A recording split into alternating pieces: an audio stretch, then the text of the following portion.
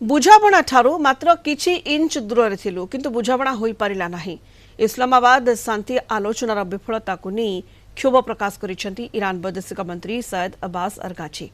युद्ध रोकिबा पई हेबाकु थिबा चुक्ति काहेकि फेल मारिला तार कारण कहिसेंती अरगाची।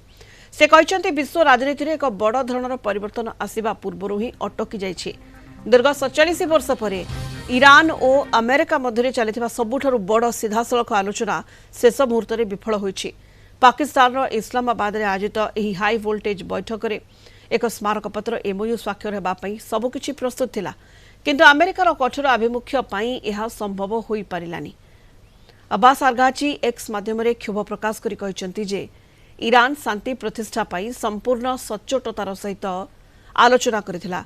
बुझाबणा मात्र किछि इंच दूर थिबा बेले अमेरिका निजर दाबी बढ़ाइबा सह पूर्वरु स्थिर होइतिबा शर्त गुडीको बदलाई दैथिला। से कहिसेंती भल पई भल मिले एवं शत्रुता पई शत्रुता।